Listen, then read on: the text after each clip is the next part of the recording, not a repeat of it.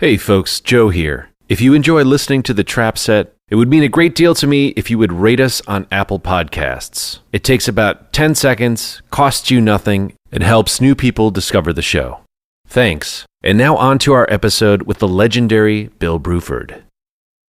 Somehow this kind of artistic sclerosis kind of set in, whereby I just didn't feel I had it.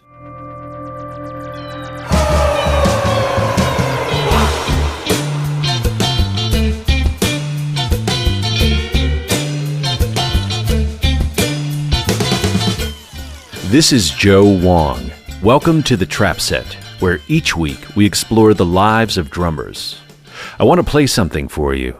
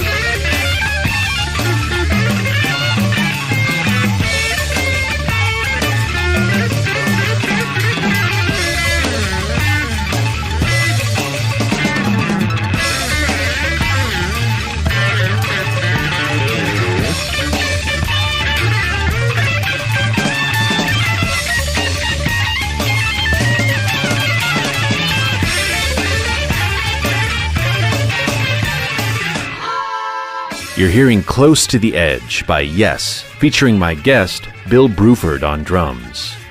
Born in 1949 in Sevenoaks, Kent, Bruford co-founded Yes in 1968.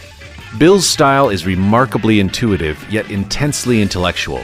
His idiosyncratic sense of composition and crisp sound instantly identifiable.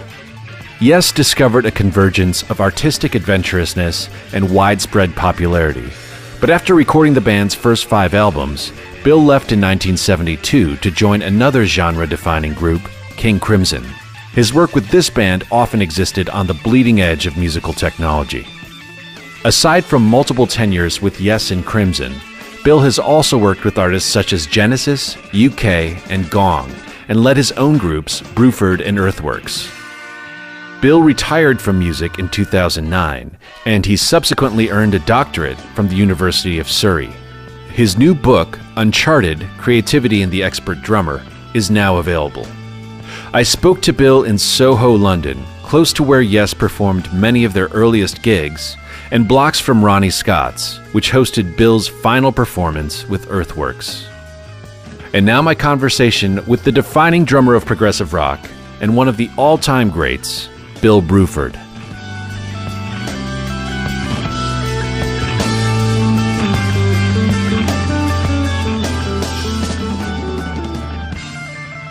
Tell me about the first time that you played the drum kit. Very young at Tunbridge School, 12, 13. Okay. And the older guy was leaving, and he had a drum set. Nice drum set. I remember where it was in the window and stuff. And he taught me to play swing. Most of all, he said, I'm leaving the school. You've got to play with this jazz group. It goes tang, tang, tang, tang, tang. I said, okay, I think I can handle that. And then I practice a lot, but also play solo, very sort of impressionistically. I thought I was being very poetic on the drum kit, playing loose and free and examining the sound of the cymbals. And why did this drum have a rather long ring to it, but this one didn't have a ring to it? So I got a fairly well-tuned percussive ear, as it were, fairly early on. I can't remember a precise first time. I remember a time in a Swiss hotel performing a, quote, drum solo for the amused hotel guests who seemed to love it. As a child, as a 14-year-old. Yeah. And they seemed to love it. So as you do, you see people laughing and smiling and tapping and clapping, and you go, this is great. They love me. Yeah. This morning I was reading your website, and there was a post on your blog about a question that people ask you all the time, which is whether you miss performance. Oh yeah, I do. And Yeah. you mentioned most of the things that you don't miss, like sitting around waiting. Which lots of people don't realize that's what most musicians do Yeah. when you're on tour. You're basically on a bus or a plane most of the time for an hour or two of performance every night. But the part that you miss the most is the kind of warm, spine-tingling feeling of performance.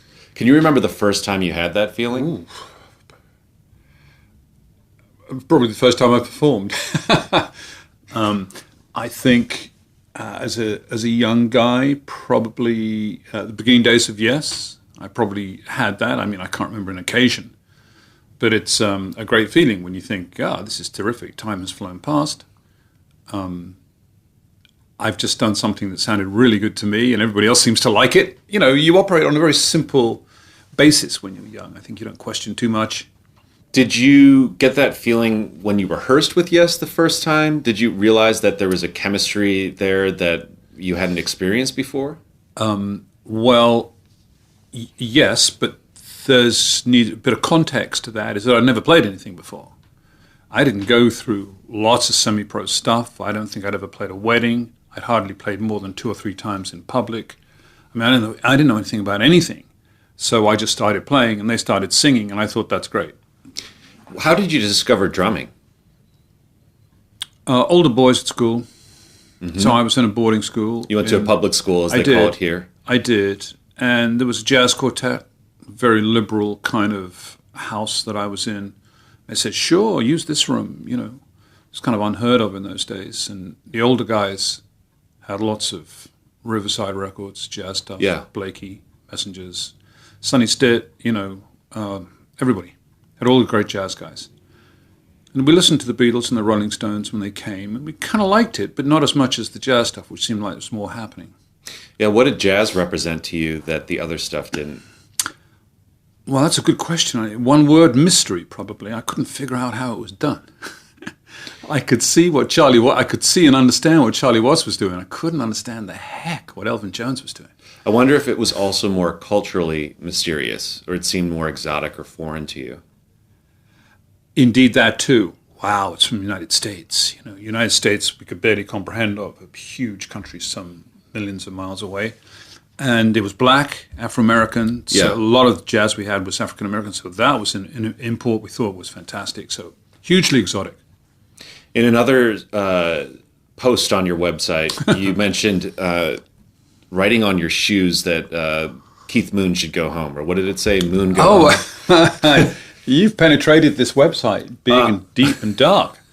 No, but I wonder if being a jazz fan yeah. was part of your identity. Like if there was a certain elitist satisfaction of knowing about this type of music that other people from your generation in England perhaps didn't know about. Yeah, doubtless so. Yeah. And was it part of your identity? Like, did you fashion yourself as an aficionado of music? I did. I studied it. I wanted to know all about it. Yeah, we would compare albums down in the coffee shop, and my album was better than your album, kind of thing. Why? Because it came from California or something. We were kids, and I was consuming jazz partly because of that, for sure. That kind of elitist sense to it, and identifying myself as a jazz guy was that you couldn't like rock. Right. In those days, you could like one or the other, but if you liked the other one, you were selling out. Remember the term selling out? Yeah, it doesn't really exist anymore. I don't think anybody does sell out anymore, do they? It's perfectly okay to earn as much as you can with anybody, play any kind of music. Mm-hmm. You think that's a good thing? And inevitability, I think, in the way that drummers have to stay afloat.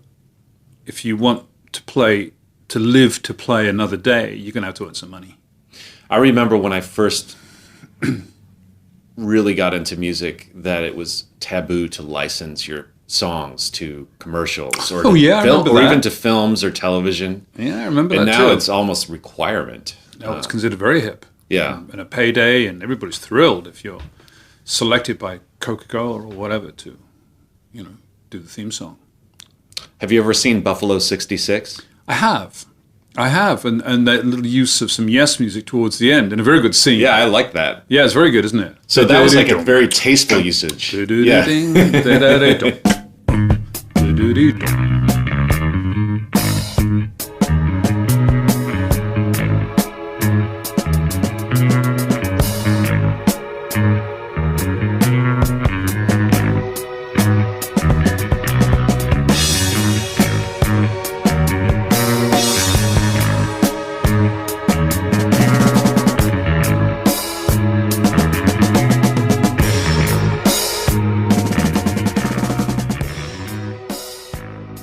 And nobody asked me about that, of course. I mean, these things get filtered.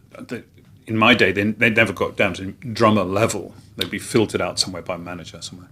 It's relatively rare that someone's first band becomes massively popular. But what were your aspirations as a child? I think I read that your father was a veterinary surgeon. He was. And, you went to a relatively elite school. Mm-hmm. Like, what did you picture yourself doing as an adult?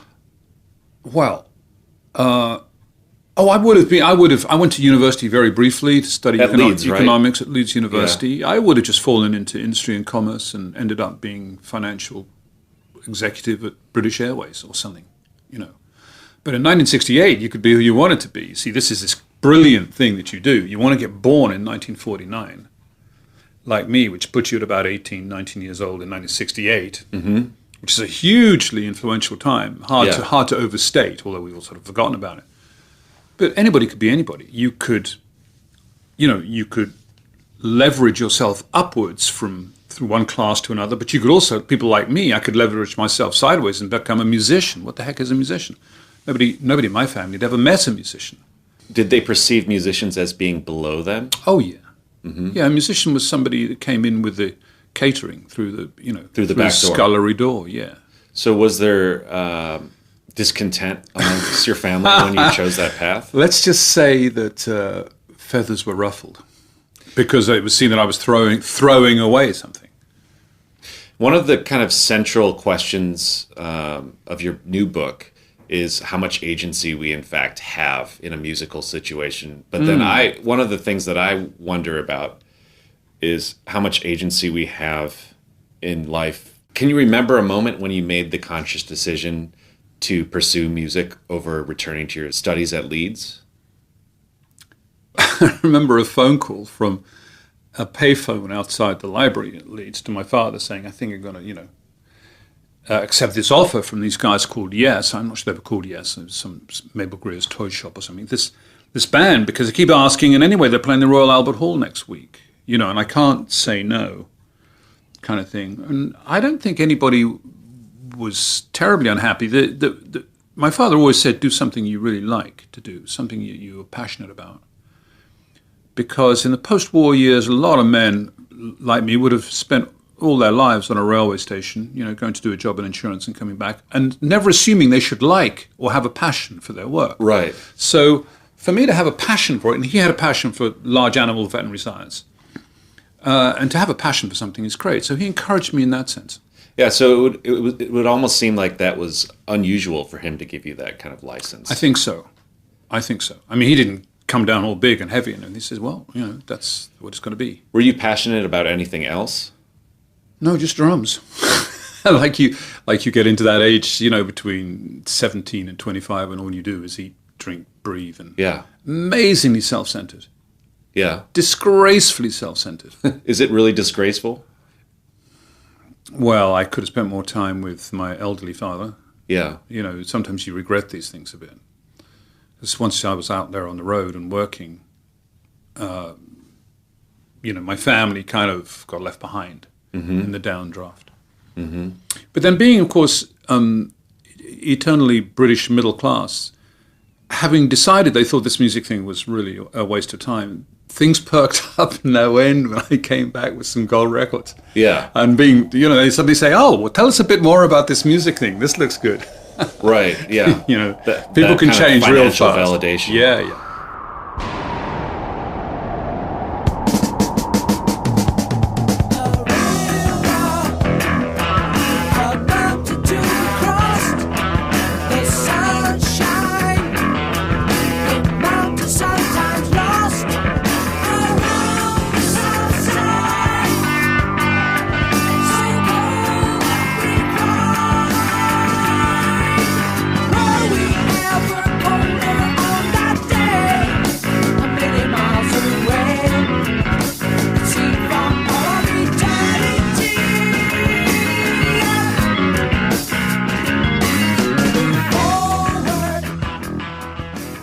In some of your writings, you discuss the class divisions and regional divisions between you and the other members of Yes. Yeah. I think for people that haven't spent much time in the UK, it's kind of hard to conceive the disparities between different regions in this country, given how small it is. Absolutely. Can you kind of describe that dynamic?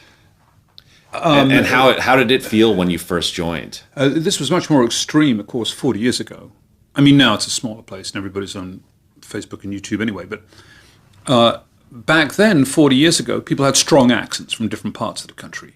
And they would be more or less unintelligible. Somebody from Newcastle, 300 miles away from where I was, 300 miles only, would be speaking an accent I could barely understand. I'd have to ask him to go a whole lot slower if I was going to understand it. But he'd be thinking differently anyway to people like me. And the leader of Yes was from Accrington, Lancashire. And he had a pretty strong accent. I couldn't really quite understand what he was getting at, you know. John Anderson, that was. And we had a sort of mix of people from around, and Tony Kay was from Leicestershire. And people had different backgrounds, and somewhat older and younger than others, and been to different kinds of school, emanated from different classes, you know. So we were about as different as you could make it, you know. It was the sort of New York melting pot. It's a bit like having a Hispanic drummer, you know, and an African-American tuba player, and, you know, everybody was from somewhere else. Did it feel like you were partners in a business sense, or friends, or both? Musical colleagues. Like, would you hang out? We spent all our time doing, yes. You know, there wasn't any hanging out. We were sleeping or in a van or playing or recording or rehearsing. So we were in each other's pockets way too much. Yeah. And even lived in the same building. Yeah. You know, roomed in the same house. So way too much. And that's part of the reason these bands kind of, you know, have had enough of each other after a few years. Sure. I think that's part of the reason. So were we friends? Yes. But one analogy I think still hangs good is that in a way we were a group of dedicated kind of pirates who were going to do something. What we're going to do is make a hit record. It's going to be, you know, we'll make a record, not a hit record, excuse me, a record that's going to astonish the world. You know, John Anderson particularly had big plans. This was going to be great. You know, I mean, Paul Simon had done this and The Who had done this, but we were going to do this, whatever we were going to do. And when we finally did it, it felt a bit like a group of bank robbers, you know, who'd done a heist in the bank. And suddenly, there we were. The job was kind of done. We were number 4 on Billboard Hot 100 or Top 100 or whatever it was called at the time. You know, it's kind of said Frank Sinatra and Carole King, Tapestry, and Yes. You know, so it's like the job was done. And I thought, well, great. What happens now? It does seem like you pulled one over in the sense that your music was the oddest kind of music on the charts at the time. It's pretty odd. And just to think about how massively popular it was, like in today's context, seems astonishing. Yeah, so much has changed. It's hard for us to get our mindset back into how it was in 71, 72. Or sometimes I'll go online and watch videos of one of the most exorbitant tours I've ever seen, which is Rick Wakeman when he had the ice skaters. Oh, yeah. And I'm just like, how is this even possible? How was it allowed? Yeah, but it was full of people. So it made money, apparently. Probably, yeah. And it just seems so out of step with the way the world is now. Indeed. But even in that context, it must have seemed surprising. Everything to me was new. Everything to me was surprising. And I had nothing to compare anything to. Right. I'd never made any records before. I didn't know whether this was a good group or bad group. I didn't really know how to make a record or what was permissible in a recording studio. I didn't know you could ask the recording engineer to turn up some instruments in your headphones. You know, I mean, where do you learn this stuff? Now, of course, young guitarists know all this aged 15 and do it very well, or younger, and do it very well. But in my day, we were all finding out about the whole thing. What was your confidence level at the time?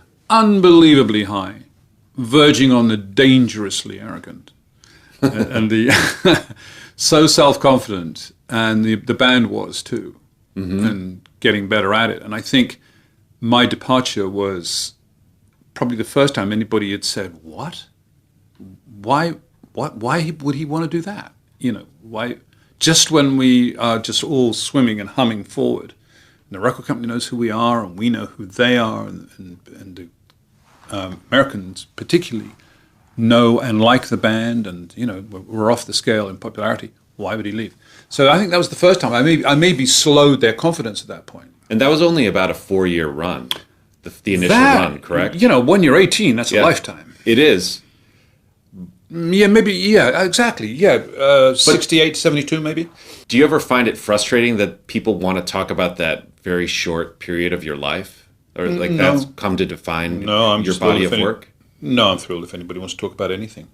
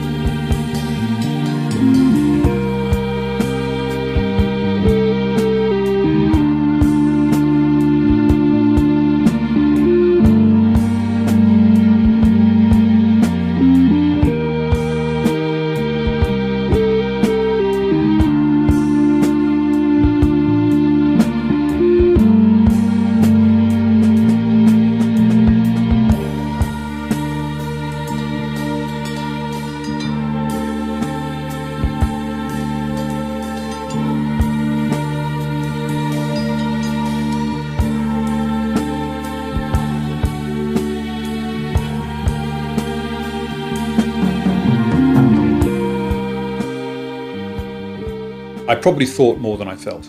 Mm-hmm. But then when it's such an embodied kind of experience, drumming, that when everything feels good physically and the music is all humming away nicely, it's easy. Mm-hmm. It's so easy, and there's nothing to do. And sometimes you feel, why are they paying me? I'm not doing anything here. It's so easy.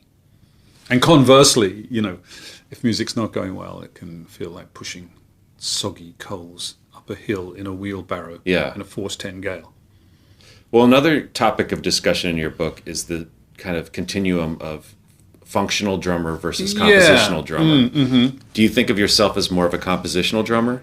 I'm not sure drummers are one or the other. I think it's a kind of performance practice. So that you could be one at lunchtime, you could be one in the evening. You might be the other type of guy. You're moving up and down a scale of control of what you're allowed to do, agentive control, what you can do in the circumstances. Mm-hmm. So if you're Peter Erskine, you're playing with Steely Dan, it's not going to be the same as the Helsinki Philharmonic, and it's not going to be the same as his jazz trio. Yeah. I don't think actually that they teach drummers very well. And the very fine-tuned radar that you need as a good professional, as an expert, such as the people I spoke to, enables you to avoid the obvious pitfalls of just misreading the situation, thinking, oh, he does want this, she doesn't want that. Knowing what to play when and where is a real skill of the older professionals. Yeah, I would say it's probably the most important skill. Indeed it is. It's so much more important than technique or anything like that. It really is. Yeah. It really is to portray confidence, of course, in what you're doing, that you know the right thing.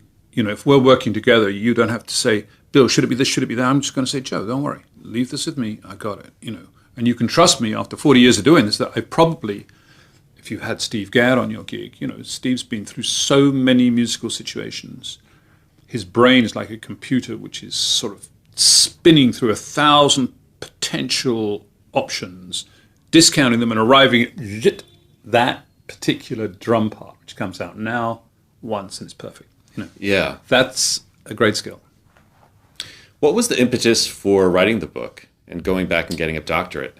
Well, another good question. I think really a desire to contribute, mostly to my colleagues in the drum community.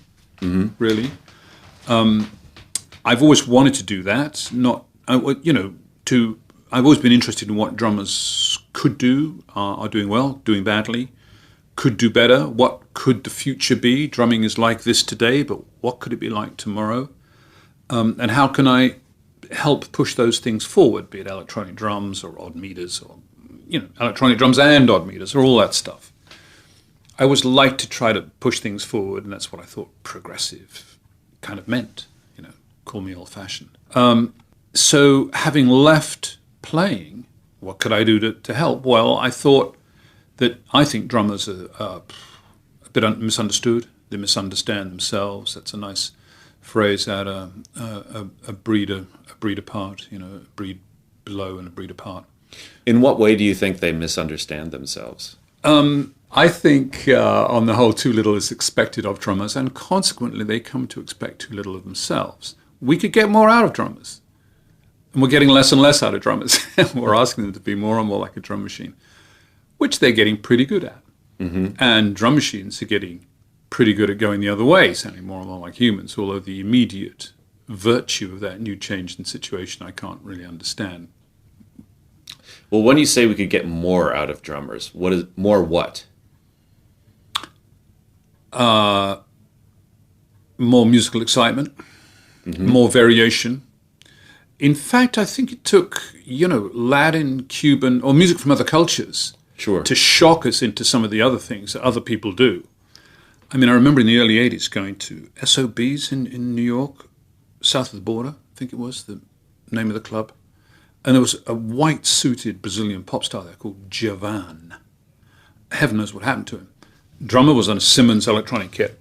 And the band was grooving like crazy. The place was heaving with beautiful women. And nobody played the downbeat. Like, in Latin music, for about the first 20 minutes, nobody played a downbeat.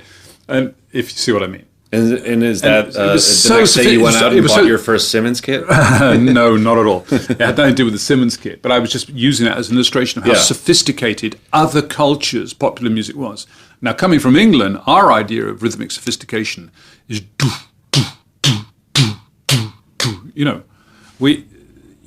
we had beat music. Yeah, I came from beat music.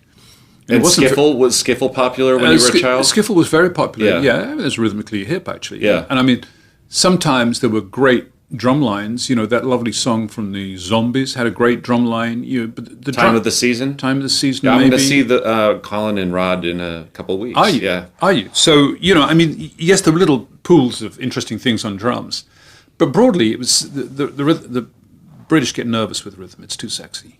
It's just too sexy. Do you feel like England is a more repressed country in general than, say, Brazil?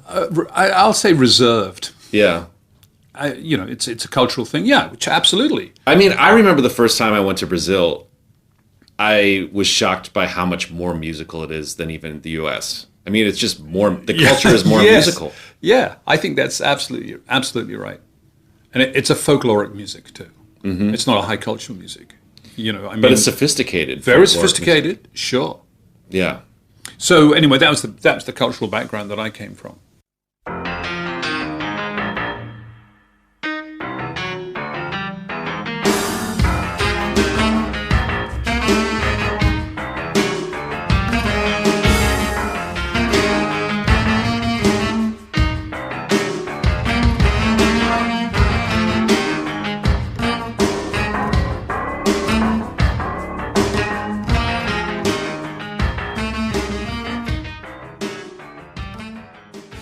This episode of The Trap Set is brought to you in part by Colectivo Coffee. Handmade coffee since 1993. Check them out online at colectivo.com. You said that you had sky-high confidence during the first run of Yes. Was there a time when your confidence dipped down and you kind of came back to earth? Yeah, I would think so. But probably when Robert Fripp broke up at King Crimson that we just joined. That was only 2 years out of that, I think. Mm-hmm. And we'd done a record called Red, which subsequently which is a great record, by the way. It was a good one. I'm not sure. I don't think we knew when we'd done it, like you often don't. You don't really think about it much, but we didn't expect it to have the legs it did have. It affected a lot of people, that record. And at the end of that, it said, "Oh, we're not going to do this anymore." I think I was kind of out in the street, There's no money coming in for a start, but I was out in the street. And then I took a hit in confidence, I think, for sure. And very rapidly I started to play with as many people as I possibly could. Yeah. For the obvious reason that I was thinking, do I have any value here? And I need to learn more. By that point, 6 years in, I'd played with about 6 people. And what did you do to learn more, aside from playing with lots of people? Well, that's what I meant. Mm-hmm. see what you're doing is observing other musicians in the generative process. How do they write songs? Oh, they do this, and they let the recording engineer do that, and then they argue with the bass player, but this guy doesn't do that, and he doesn't say anything at all. And you're working with and for different people, and learning, I think, in every situation, until eventually I felt I could probably write my own record with a bit of luck. I know you wrote some songs for Yes, but how did you make the transition to actually being a leader? How did your mindset need to change? Slowly. And I'm not afraid to take a leap into the dark. If I don't quite know how to do it, I'm quite comfortable with that. So I borrow from Antonio Sanchez, a nice line he had, I'm quite comfortable being uncomfortable. Mm-hmm. In fact, if it's too easy that something smells a bit wrong to me, if I'm not rather on the edge and thinking, well, should I really go to New York to meet Jeff Berlin, a guy I've never met before? Anyway, what if Alan Holdsworth hates Jeff Berlin? He's a guitarist and bass player, respectively. There were so many risks, but still, you could see my confidence level was still high. This stuff had to be done somehow. I wanted to get people in a room, and then, out of sheer embarrassment, you have to provide some music for them to play. Otherwise, they're going to laugh at you. Were you worried that they would laugh at you when they saw the music you provided?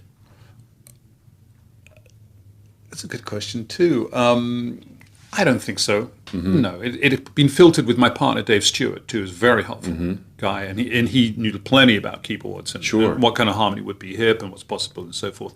So we thought we would have a huge fusion of some fairly meaty harmony with some loud electric instruments. Did you find fulfillment when you finally got your own band together? It's something. No, I've never found fulfillment. Really? Have you found fulfillment? I mean, that sounds like a rather static kind of place to be. The whole thing's been rather a noisy journey. Yeah, that's true. And in permanent movement, permanent change. So I'm not sure but I think found fulfillment. Okay, well, maybe did it feel like a benchmark moment?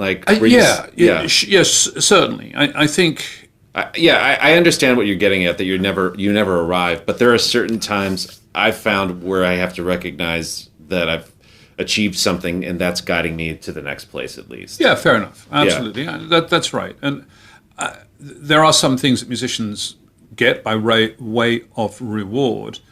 None of them are worth very much at all, other than perhaps, the possibility of standing at the front of the stage, acknowledging a crowd of 500 or 2,000 people or 200 people who've just listened, given you the honor of listening to your music for an hour and a half and are applauding at the end. I think that's lovely.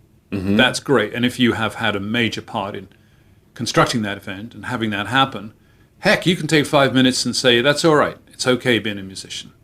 It doesn't last very long because the next gig has to be done, and then, you've got to find something else to do next. What do you think about throughout the day? Do you have thoughts that cycle through? These days? Yeah. Well, on the academic side, where I've been for the last 8 years, I've really been thinking, does this make any sense? Or is this of any use to anybody? Those kind of things. So I have been thinking that a lot. Where is this work on kind of creativity and the perceptions of drummers on creativity? And how might any of this feed back into the drum culture and or even into drum instruction at school level? Is any of this of any value? So I think I've been thinking very broadly in that area a lot, apart from, I really should mow the lawn. I tell you what I think probably way too much about is legacy. Yeah. It's funny that, and I don't know why particularly, but I'm one of these guys who wants to leave something behind. Now, human beings I'm leaving behind because there's a fairly substantial family. Yeah. But how many children do you have? Well, I have 3 children and 4 grandchildren. Yeah. So I'm not alone in the world in that sense. But I am concerned that my modest output is somehow curated in a reasonable way and is available, hopefully, for the next, people. Somebody, hopefully a musicologist in 40 years' time will come back and say, no, we just need a drummer who stated roughly what he was going to do, and he did it, more or less, and stopped 40 years later. And that would be a reasonable place to look at what the sort of thing drummers did in that time period, last 30 years of the 20th century, first 10 of 21st century. See what I mean? So I am aware of legacy and aware of trying to make a contribution, trying to make a difference, if you like. Your old artistic thing, somehow you want to make a difference. There's one strain of thought that the only thing that matters is the present moment, and that it's not constructive to think about legacy per se. But I don't know if that's a very honest strain of thought. You look very young and I'm very old, so maybe age makes a difference. I think if I was still a functioning artist, I think you're right. I think you have to live in the maelstrom of the chaos that goes on with the whole thing. Overreaching yourself, underreaching yourself, pissing everybody off, getting it wrong, then getting it right. All that chaos that you need a fairly robust constitution for, I think. I pretty much everything I've done has been nationally, if not internationally, reviewed one way or another for about 30 or 40 years. And you get tired, of people expressing their damned opinions on You're not supposed to read that. Oh, no, that stuff comes whizzing past all the time. and it's usually... Does it affect you on an emotional level if you get a bad review? Not at all. No. Not at all.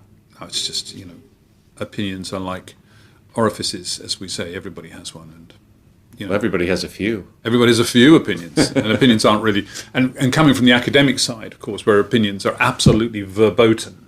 Nobody wants an opinion. They want evidenced. Right. Evidenced argument. How do you find academia as a platform to discuss art? The two things seem at odds to me in some instances. Yeah, they have been, haven't they? I think that's breaking down. I think there have definitely been walls in between practice and theory and practice. Huge walls between the two. But in hip musicology departments like at University of Surrey these days, they are happy to have a rather second-hand, aged drummer come in and discuss at doctoral level with them analysis of music and what it is that drummers do and why they do it, and is there anything creative about it, and if so, how does that creativity inform future performance stuff. They're happy to have me come in and work with me on that. So these walls are breaking down. I'm not an academic, although I now have academic clothing on me because I've learned the language. I don't know how to speak that language, but I understand what you mean. They seem to me to be entirely different. You should also bear in mind that my principal supervisor is a tremendous Berkeley-trained guitar player who is a functioning musician in the highest level here in the UK anyway, aside from being a professor of music and everything else. So it's not as though the academics are not performing. They're performing all the time. Right. Very cutting-edge stuff, mostly because they're in an institution which is paying for them to do it, which it's very irritating, because out there in the real world, no one's going to pay us to do it. Yeah. I mean, I went to Berkeley as well. Yeah. And I found it frustrating, actually. It was a frustrating experience. It felt like something that was once a living language had been codified into a set of rules that was, and the spirit of the institution was counter to that of the actual music that birthed it. So it was like a place of contradictions. In that sense. Indeed. And that's like rock and roll academies. Exactly. I mean, the whole thing. Rock and roll didn't emerge from any kind of an academy. It couldn't have. And one gets it couldn't have, exactly. And one gets very nervous in the presence of museums, where they put people like me eventually. Well, if your legacy is firmly established, as you want to say.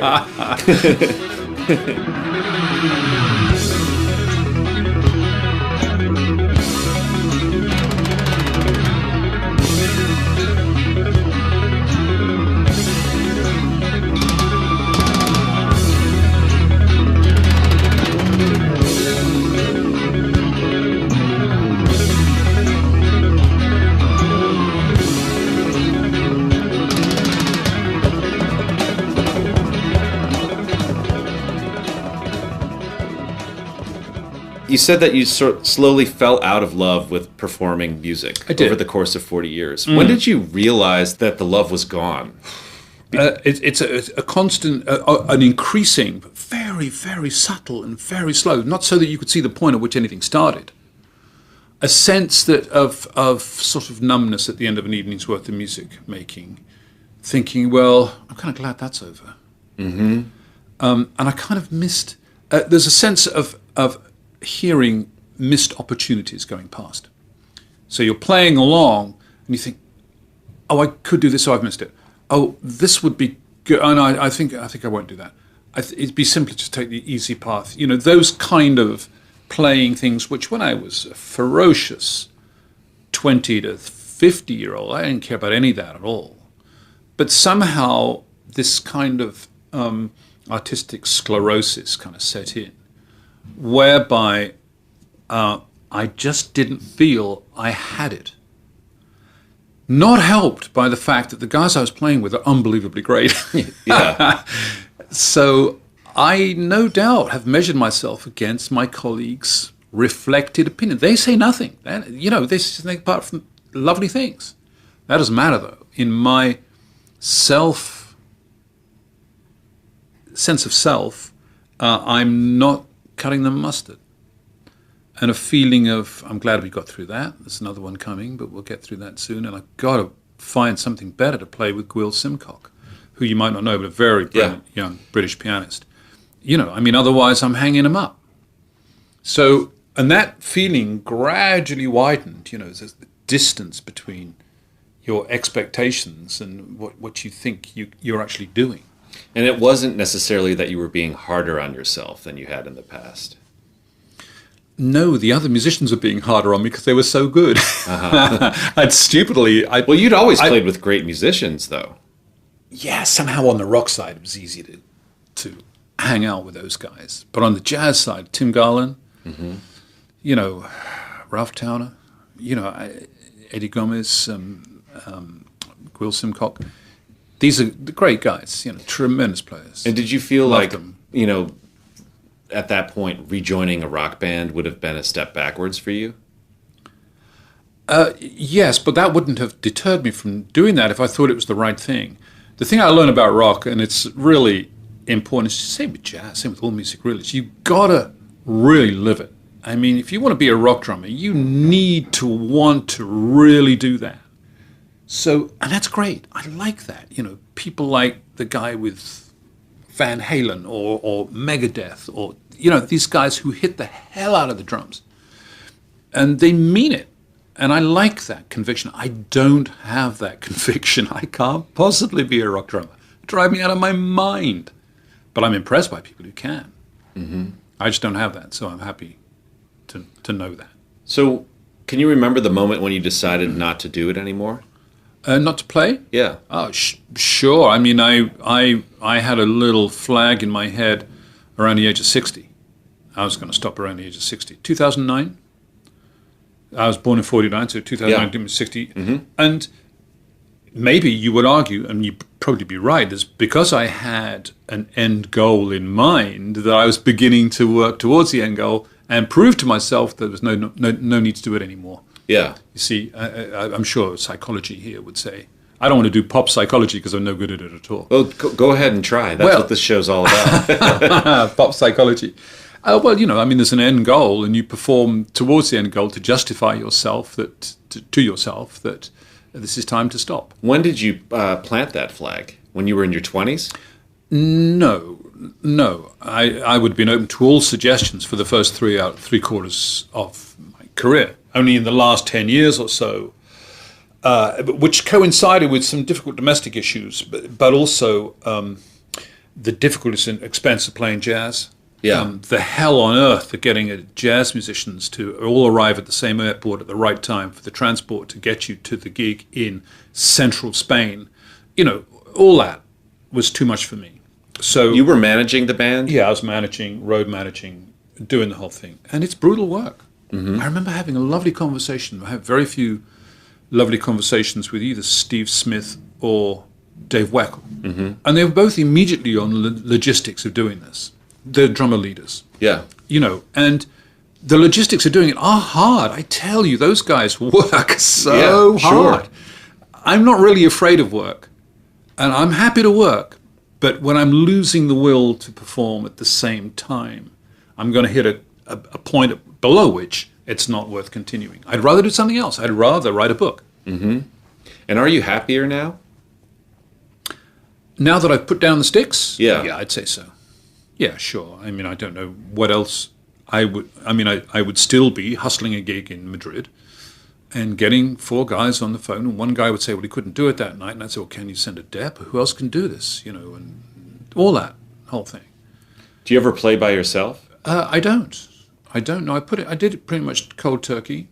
There's no drum kit in your house There anymore? is a drum kit in my house, yeah, and my grandkids play on it, and I sometimes say, I wouldn't do that if I were you. and You're going down a dark path. yeah. You don't want to end up like me. Yeah, absolutely. There's a certain amount of that. You know, if you encourage kids on a musical instrument, the great disadvantage right here is music is so good for children. Yeah. So good. But everybody immediately says, well, you can't earn a living at that. Who's asking anybody to earn a living? The child is 6. Right. You know, take it for what it's giving you at the time, which is tremendous application. You know, to study a master of musical instrument is a tremendous thing to do. Never mind whether it's going to earn you a living when you're 18. Well, it gives you appreciation of all sorts of culture, what it does. takes to not only make music, but also I think it's given me an appreciation of visual art. Oh, indeed. One thing and leads just to that another. Discipline. And Fine motor control. Yeah, it just For boys, you know, who are used to smashing things up and kicking footballs, getting them to make a microtonal move on a violin or a very slowly articulated upstroke on a drum, it's great. It slows them down, makes them think.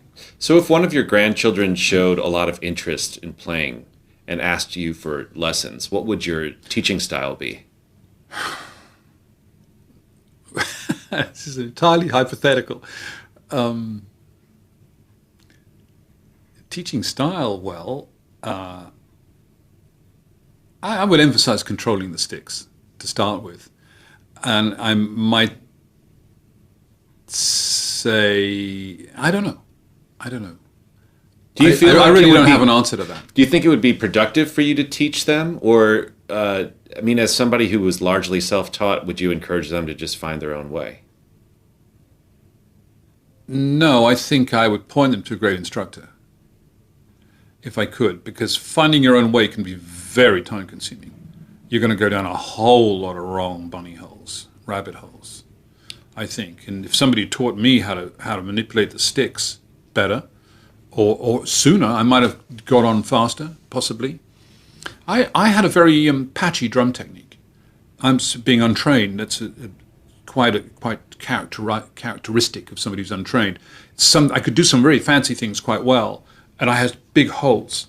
So, you know, you could ask me to play in 4/4 with a backbeat on 2 and 4. I probably couldn't do that very well, but I could do something in 19/8 quite well. Mm-hmm. You see what I mean? I'm exaggerating the case, but I think what down. we're talking about is your style, right? It is an element of style, yes. So I tended to want it to control the sonic environment, control the part. Could I make up my own part to this, please? Sure. Oh, Out of in which case- necessity. in a way. Right. Out of necessity. Oh, you mean I can make up my own part to this? Great. In which case, I'm yours forever.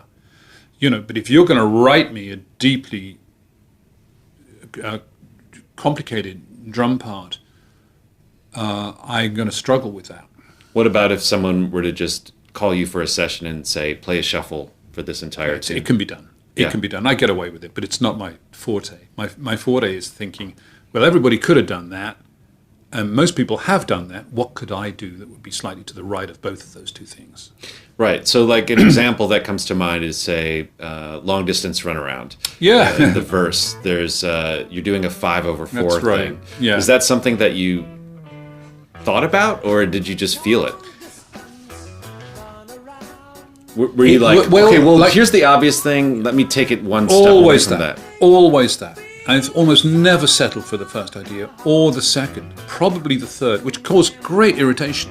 Dream there. I still remember the time you said goodbye. Did we really tell lies? Letting in the sunshine. Did we really count to 100? Cold summer, listening.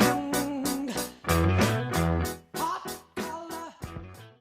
The Trap Set will always be available for free, but we rely on donations from our listeners. Please visit our website at thetrapset.net and click donate. Subscribe to our show on iTunes, and if you enjoy what you hear, give us a review. Let's circle back to this notion of legacy. If you were to curate your legacy, what would you be remembered for? At the risk of sounding ridiculously egocentric, one would like to feel one had made a contribution. Are there particular recordings that you've made that you're proud of more than others? Yeah, I can reflect back on and say, yeah, that's all right. Stands up okay, and definitely Close to the Edge. Mm-hmm. Definitely Red with King Crimson. Mm-hmm.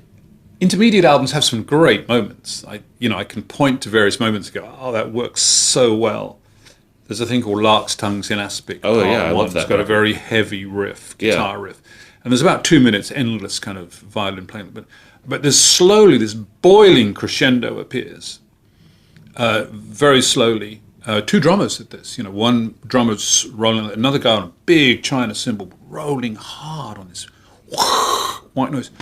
And when the downbeat comes, I can still put the hairs up on the back of my neck. Well, that's good. So there are bits of music. I really liked One of a Kind with Alan Holdsworth. Mm-hmm. I really like the first Earthworks record. There's bits. Mm-hmm. And they're fairly evenly distributed over about 40 years.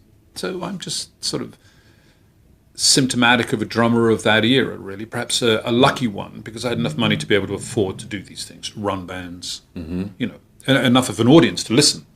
Yeah, there is an element of luck, because I've definitely spoken, at this point I've spoken to over 200 drummers. Wow. And I've definitely spoken to some people that are enormously talented that just for some reason never found commercial success. Yeah, interesting that, isn't it? So I wonder how much of your legacy you think is dependent on luck and chance. A large part of it, but let me just put it a slightly different way, which is that some people seem to have a skill or an ability to make a modest talent go really quite a long way, and some people have an ability to make a huge talent go really not very far, or not nearly as far as it should do.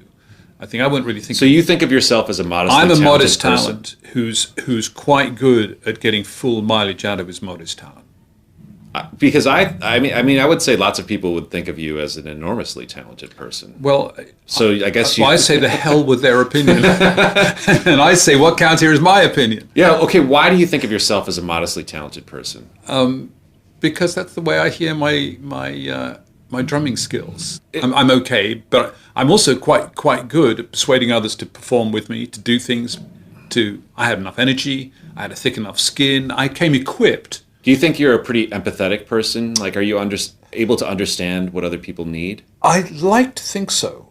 And I also like to think that if you and I are in a band together, and we've agreed to be in a band together, I'm not going to ask you to be somebody who isn't Joe Wong. So what's our band going to be called, Bill? I don't know, Wongford. All right, I'll have the T-shirts printed up.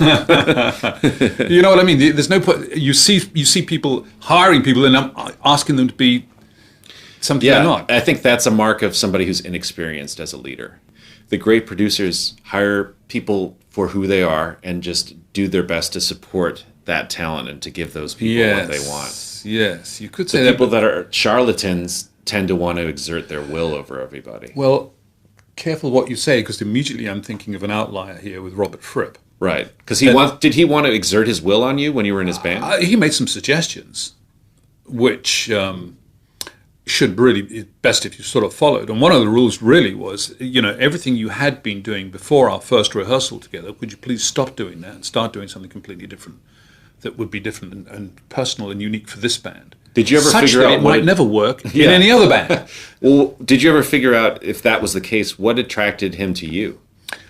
Good point. I've the slightest idea.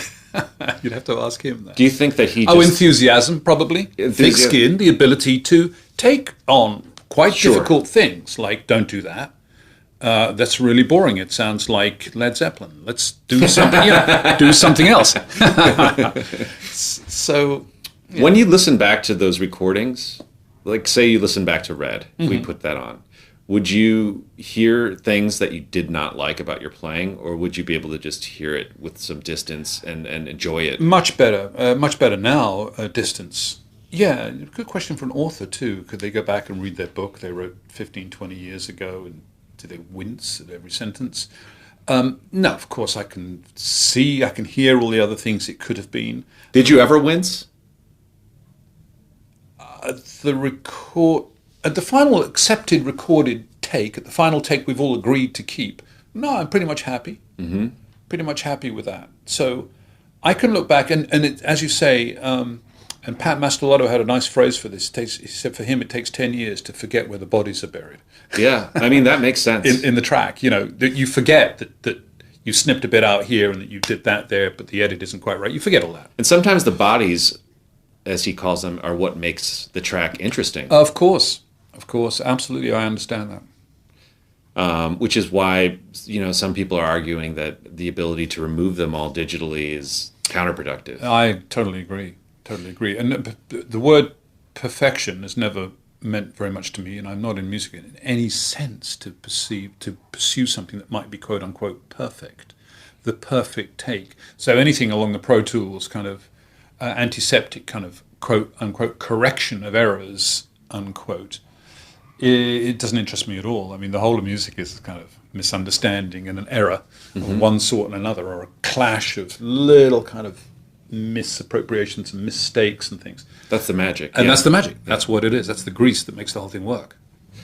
As analysts are now finding with incredible software that can go into, a James Brown track and show you, the metrical. Sure. But when I spoke to Clyde Stubblefield or Jabbo Starks, for example, they wouldn't have known. They just said, I don't know what I was doing. I asked them to explain it to me, and they said, we never talked about it. We just did what we did. That's it. Interesting. Because shift forward a culture or two in about 30 years, me and Pat Mastelotto had to sit down and figure out what we were doing for two drummers. Mm-hmm. And I said, the only thing we're not going to do is be like the Allman Brothers band with, two drummers just missing the backbeat together. And we're not going to do that. So why don't you do that and I'll do this. And we really worked it out. We worked at it and invented stuff and worked it out.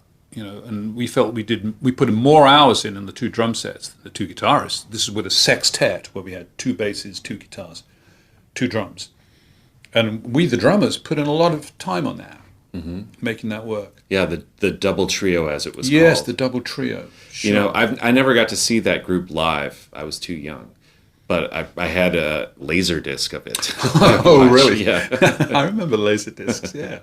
As you've been retired for about 9 years now, do you enjoy listening to recorded music more or seeing music live? I'm ashamed to say that, I don't know why I should apologize or be ashamed about anything, but I'm fallen out of love with music a fair bit.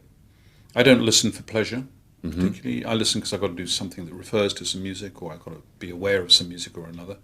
I'm lapsing wildly behind the curve as to who's famous and who's doing what. I hear music everywhere and it irritates. Spoiled my dinner last night in Dorking because the speaker was just up there. And I hate that. Being musicians, what can I do? I hate that. And it was just loud enough to impinge on our conversation. I mean, I feel like it's just as disruptive as if I went to a concert and ate a pizza. Like, why do we have to have background music? We don't have background food. Background pizza. Right. Yeah, I agree. So I'm not much of a music fan right now. I am interested in the psychology of drummers and the psychology of musical instrument performance and creativity and how that works and seeing if I can contribute a little bit in that area. But I expect no more than modest achievement in there. What's the most astonishing thing you learned in the process of doctoral studies? How huge the study of music is, how music is so important to so many people, and so much has been written about it, and so much analysis has taken place about music. And this is musicology, the study of music, not the study of music, the practicing musical instrument, not that, just the study of music itself. How big the topic is, I think. I mean, I knew so little about music at all when I started, but when you meet a big library, and you go, oh, look at this is fascinating, and I could read this and I could read that. So it's such a huge topic that I'm but a tiny drop in the ocean. You write a 300-page book, and it's just this tiny little possible ripple of might have a flavor of something in it that might change two drummers' attitude in 10 years' time. That's okay. Yeah. Is that exciting? That's very exciting. Yeah. If I could do that. And maybe nobody will read the book for 10 years, but one influential academic might pick it up and use some of its material in 10 years' time and influence another group of drummers 10 years down the road. Have you learned anything about yourself in the process? About myself? No, nothing that I didn't already know. I find expressing myself clearly, expressing complicated ideas clearly is very difficult, which is part of the attraction of being here today, actually, is that, I kind of accept when somebody has come and talk about your book, be it to a group of people or to somebody like you or another podcast or something, or an interview, I kind of like that because it's quite tricky to do. Much easier to stare at it on a page and push some words about. You like doing things that are tricky. I do. Somehow it's got to hurt. You're like an intellectual masochist? I'm an everything masochist. Oh, really? Well, pretty much. It's got to hurt. And no pain, no gain. Was it Jane Fonda, your Queen of America? Barbarella? Yeah, sure. No pain, no gain. Yeah. Do you believe that? No, but not quite. I think she was probably referring to physical pain, but I do like to be uncertain of what I'm doing, let's put it like that.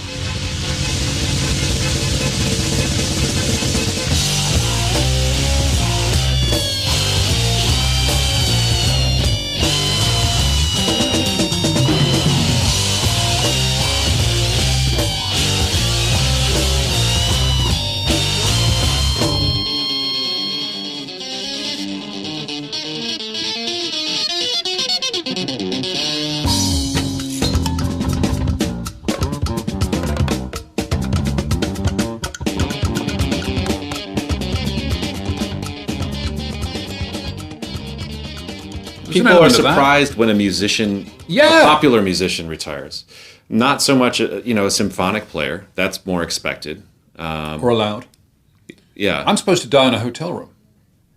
Well, we're in a hotel room right now, and you just told me that you're a masochist of all things. I have no plans. There's a bathtub. I don't know. It's kind of B.B. King type of thing. Somehow we road dogs, we go on to the end kind of thing. And I mean, I will say that, that, I saw Elvin Jones about a year before he died, and he was better than he'd ever sounded. Oh, it was that's fantastic. Terrific. So some people, clearly are able to continue to evolve artistically and clearly are able to bring joy to people, until they die. Yes. But that's their right to do. It is indeed. It's not our position at all to tell them what to do. If they want to do that, that's fine.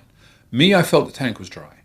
Mm-hmm. And I'm not going to take your money and tell you, oh, and by the way, my tank's dry, just give me the $30 ticket money or whatever it is. You see what I mean? That's a falsity.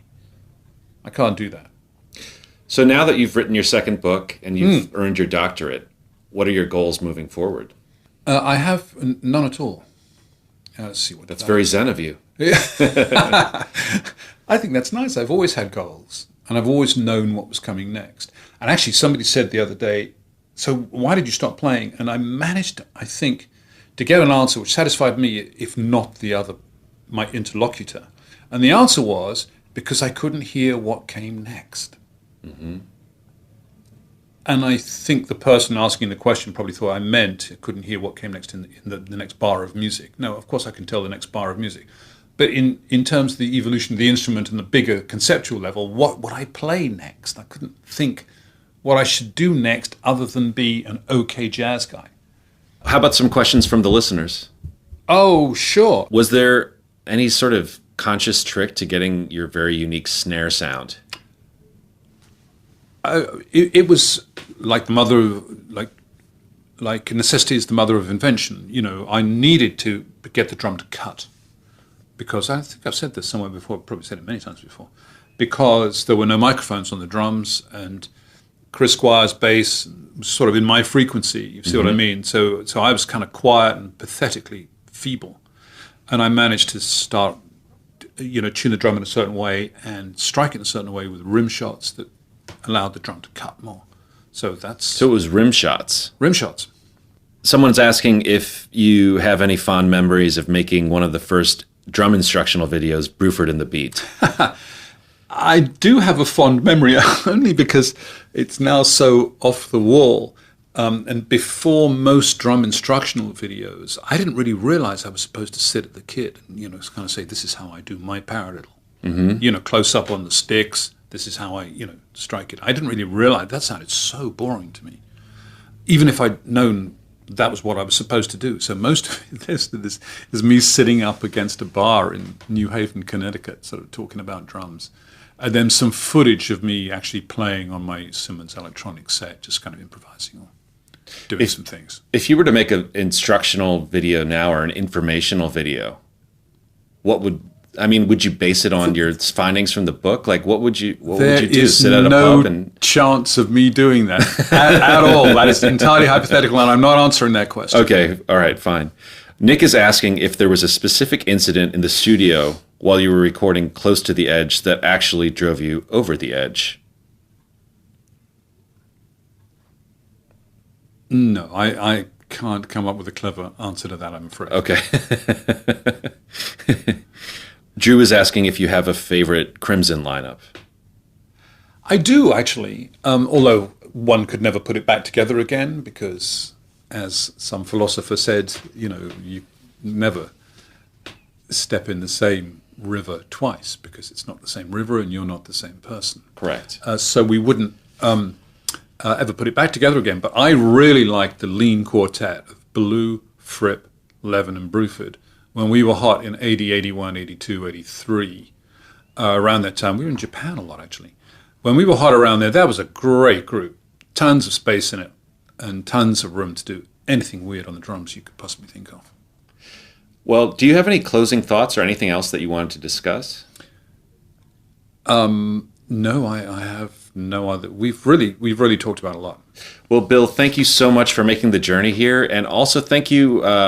If it means anything to you, I hope that a very small part of your legacy is that it's affected my life in a very personal way. Oh, great! And your playing has been an inspiration to me for decades, and I really appreciate it. Joe, you're very kind, and I had no idea you knew that much about me, so I'm thrilled. That's great. Thank you. Well, now I know that you're also a masochist. Yeah. And now we can start rehearsals for our new band.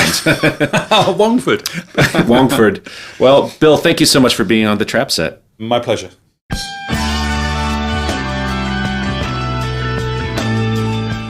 The Trap Set is produced by me, Joe Wong, along with Chris Karwowski, who also edits the program. Follow us on Twitter, Instagram, and Facebook at The Trap Set, and visit our website, thetrapset.net, to subscribe to our show for free. If you enjoyed what you heard today, please donate to our show. If you can't afford to donate, please tell a friend and give us a good rating on iTunes. Send your feedback and guest requests to thetrapset@gmail.com.